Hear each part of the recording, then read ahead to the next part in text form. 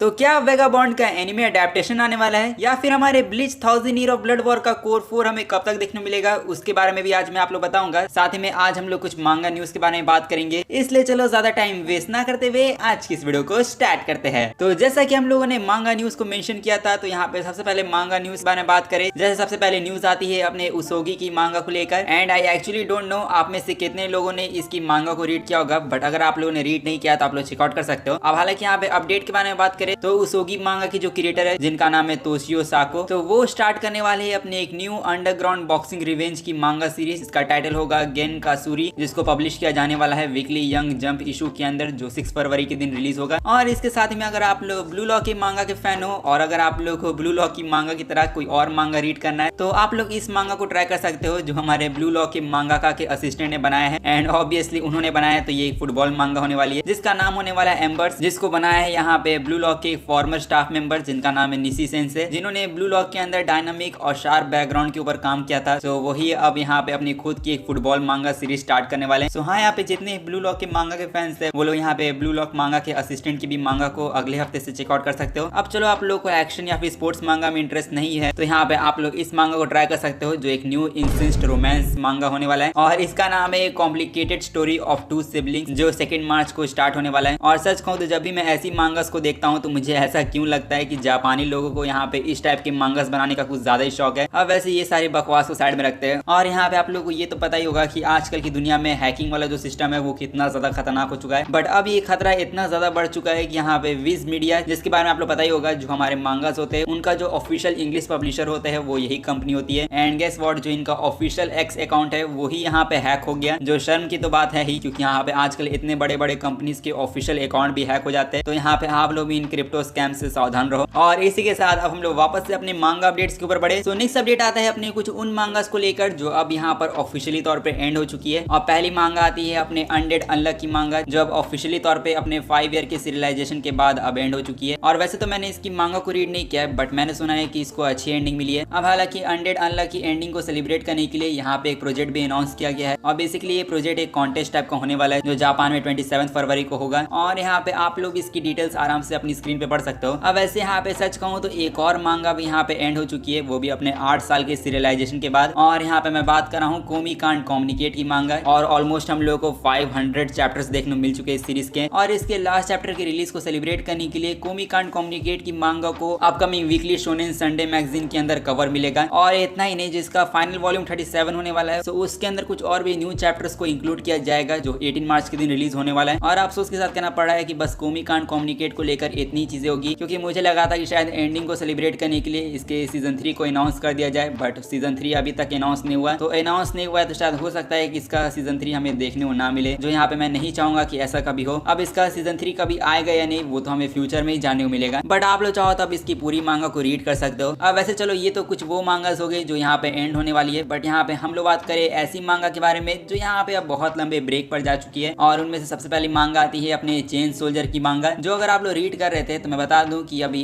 1 महीने के हाइटस पे जा चुकी है। और ब्रेक पे जाने का रीजन ये है कि ये जो मांगा है वो अपने नेक्स्ट आर्क की तैयारी करना चाहती है। और अगर आप लोग इस मांगा को रीड कर रहे थे तो मैं बता दूं ये जो मांगा है वो अपने 150 चैप्टर के साथ 20 फरवरी को कम बैक करेगी। अब हालांकि मांगा पढ़ने के अलावा अगर आप लोग नॉवल वगैरह भी पढ़ते हो तो अपने सोलो लेवलिंग रैग्नारॉक की जो नॉवल होने वाली है वो फाइनली अपना कम बैक करने वाली है अपने चैप्टर 313 के साथ। जो आप लोग पता ही होगा, जो अपने सोलो लेवलिंग रैग्नारॉक के वेब नॉवल के ऑथर है, उनका इस महीने कार एक्सीडेंट हो गया था, जिसकी वजह से वो 1 महीने पे ब्रेक पे चले गए थे। बट अब इस हफ्ते वो वापस से इसकी वेब नॉवल के साथ कम बैक करेंगे। अब वैसे हम लोग वापस से अपने मांगा अपडेट्स के ऊपर आए। तो यहाँ पे नेक्स्ट अपडेट आता है अपनी वन पीस की मांगा को लेकर। एंड हाँ, यहाँ पे वन पीस की मांगा के बारे में बात तो करना जरूरी है, क्योंकि देख के लगता है जो अपनी इचिरो ओडा है वो वापस से अब खतरनाक कम बैक करने वाले हैं, क्योंकि 3 साल बाद फाइनली वन पीस मांगा जो है वो अपने 4 चैप्टर्स को बैक टू बैक रिलीज करने वाली है। और हाँ, आज से करीब 3 साल पहले यानी 2022 में वन पीस ने 4 चैप्टर को बैक टू बैक रिलीज किया था। एंड 2025 के शुरुआती मंथ में हम लोगों को ओडा सेंसेई की तरफ से इतना बड़ा सरप्राइज देखने को मिला। और अब यहाँ पे 4 पीक चैप्टर्स को आप लोग बैक टू बैक अब एंजॉय करो। और इसी के साथ अब हम लोग बात करें अपने वन पीस लाइव एक्शन के बारे में, क्योंकि अगर आप लोग वन पीस लाइव एक्शन के सीजन 2 का इंतजार कर रहे हो तो मैं बता दूं कि वन पीस लाइव एक्शन के सीजन 2 को इस साल रिलीज किया जाएगा। एंड यहाँ पे ये चीजें हमारे नेटफ्लिक्स के ऑफिशियल वेबसाइट के ऊपर कंफर्म किया गया है, जहाँ पे नेटफ्लिक्स के ऑफिशियल वेबसाइट पे हम लोग को ये जानने को मिला जो अपना वन पीस है वो यहाँ पे लेगो के साथ तो कोलैब करेगा ही। और इसके साथ में जो लाइव एक्शन का सीजन 2 होगा वो भी हम लोग को इस साल देखने को मिलेगा। और कब तक देखने को मिलेगा वो तो मैं नहीं जानता हूँ, बट हो सकता है है इस साल फॉल सीजन में इसका सीजन 2 भी रिलीज हो जाए, जो देख के लगता है 2025 जो है वो वन पीस फैंस के लिए काफी ज्यादा स्पेशल जाने वाला है। अब हालांकि यहाँ पे नेटफ्लिक्स के बारे में हम लोग बात कर रहे हैं, तो यहाँ पे नेटफ्लिक्स के एक ऐसे एनिमे के बारे में बात करें जो अभी तक का बिगेस्ट एनिमे हिट बन चुका है नेटफ्लिक्स पर। और यहाँ पे मैं बात कर रहा हूँ साकामोटो डेज के बारे में। और फाइनली देख के लगता है कि साकामोटो डेज के एनिमे को लोग यहाँ पे पसंद कर रहे हैं, क्योंकि नेटफ्लिक्स का प्लेटफॉर्म जब से स्टार्ट हुआ है तब से यहाँ पे नेटफ्लिक्स के ऊपर बहुत सारे एनिमेज आप लोगों ने देखे होंगे, बट साकामोटो डेज नेटफ्लिक्स के एनिमे का अब तक का सबसे बिगेस्ट हिट बन चुका है। और करंटली ये शो यहाँ पे second non English TV show में है और नंबर 1 पे अभी स्क्विड गेम चल रहा है। और जहां तक ओवरऑल रैंक्स के बारे में बात करें, जिस पर ये नंबर 4 पर है। और इतना ही नहीं, 5 कंट्रीज के अंदर साकामोटो डेज नंबर 1 शो भी था, जहां पे इसको 8.6 मिलियन व्यूज मिले। इससे पता चलता है साकामोटो डेज एनिमे कितना ज्यादा हिट हो रहा है। अब वैसे अगली खबर के बारे में बात करें, जो यहाँ पे बहुत ज्यादा सीरियस न्यूज है। और आप लोगों को क्योतो एनिमेशन के उस इंसिडेंट के बारे में पता ही होगा, जहाँ पे क्योतो एनिमेशन के स्टूडियो में पूरी तरीके से आग लग गई थी और उसके अंदर 36 लोगों की जान चली गई और साथ में जो 32 लोग थे वो बहुत बुरी तरीके से घायल हो गए थे इस इंसिडेंट में। जो वैसे तो ये जो इंसिडेंट था वो 2019 में हुआ था, बट अभी तक कोर्ट में इसकी कार्रवाई चल रही थी। और अब देख के लगता है कि फाइनली क्योतो एनिमेशन के उन मरे हुए लोगों को यहाँ पे जस्टिस मिलने वाला है, क्योंकि जिस इंसान की वजह से ये जो इतना बड़ा एक्सीडेंट हुआ था उसको यहाँ पे अब डेथ सेंटेंस मिलने वाला है। और इस आदमी का नाम शिंजू आओबा है, जिसकी वजह से इतने सारे लोगों की जान चली गई। अब वैसे इसके बाद अगले स्टूडियो के बारे में बात करें, जो यहाँ पे डायरेक्टली अपने वेगाबॉन्ड की मांगा को एनिमे अडेप्टेशन देना चाहते हैं। एंड यहाँ पे मैं बात कर रहा हूँ स्टूडियो फोर्टिज के बारे में, जो एक फ्रेंच एनिमेशन स्टूडियो है जिसने यहाँ पे आर्किन की सीरीज को भी एनिमेट किया था। और इसी स्टूडियो के जो को फाउंडर है जिनका नाम है पैस्कल, सो रिसेंटली उन्होंने इंटरव्यू किया था अपने क्रंचीरोल के साथ, जहाँ पे उन्होंने रिवील किया जो ताकेहिको इनोई की मांगा सीरीज है जिसका नाम है वेगाबॉन्ड, वो उसको एनिमे अडेप्टेशन देना चाहते हैं। और जब से न्यूज निकल के आई है तब से इंटरनेट के ऊपर हंगामा मच गया और काफी सारे लोग चाहते हैं कि वेगाबॉन्ड की मांगा को एनिमे अडेप्टेशन मिले, बट 50% लोग ऐसे भी है जो ऐसा नहीं चाहते कि हो, क्योंकि यहाँ पे लोगों को लग रहा है कि भले ही आर्किन का स्टूडियो कमाल का स्टूडियो होगा, लेकिन वेगाबॉन्ड मांगा का जो आर्ट है वो एनिमेशन के अंदर अडेप्ट कर पाना लगभग इम्पॉसिबल है। और इवन काफी सारे लोग तो ये भी कह रहे हैं कि इसकी मांगा सीरीज अभी तक कंप्लीट हुई नहीं है, तो यहाँ पे इसको एनिमे के अंदर अडेप्ट करना सही डिसीजन होगा या नहीं, उस पर लोगों को शक है। और यहाँ पे सच में अगर स्टूडियो ने वेगाबॉन्ड की मांगा को एनिमे अडेप्टेशन दिया तो यहाँ पे मैं उसके एनिमे को जरूर देखूंगा। अब वैसे तो ये स्टूडियो अभी आर्किन के स्पिन ऑफ के ऊपर काम कर रहा है और जब स्पिन ऑफ सीरीज के ऊपर शायद काम खत्म हो जाएगा तब हम लोग एक्सपेक्ट कर सकते हैं कि ये लोग वेगाबॉन्ड को भी एनिमेट करें। अब वैसे ये चीज होगी या नहीं वो हम लोग को फ्यूचर नहीं पता चलेगा, बट क्या आप लोग के हिसाब से वेगाबॉन्ड एनिमे अडेप्टेशन डिजर्व करता है या नहीं, वो आप लोग मुझे कमेंट में जाके जरूर बता देना। अब वैसे इसके बाद नेक्स्ट एनिमे अपडेट के ऊपर बढ़े, जो आता है अपने चाइना एक्स जापान का एनिमे, मतलब इन दोनों देशों के स्टूडियो ने मिलकर इस एनिमे को बनाया है। और मैं बात कर रहा हूँ to be hero X anime के बारे में, जिसके अंदर आप लोग को 24 एपिसोड्स देखने मिलेंगे। तो आप लोग इस एनिमे को देखो या ना देखो, बट मेरे हिसाब से आप लोगों को इस एनिमे को जरूर देखना चाहिए, जिसका नाम है द 100 गर्लफ्रेंड्स वो really really really really really love you. And हाँ, इस एनिमे को मैं बिल्कुल नहीं भूल सकता हूँ, क्योंकि इसका सीजन 2 अभी ब्रॉडकास्ट हो रहा है। और पिछले संडे जो हम लोग को एपिसोड देखने मिला, कसम से कह रहा हूँ वो जो एपिसोड था उसको देखकर मेरा दिमाग हिल गया।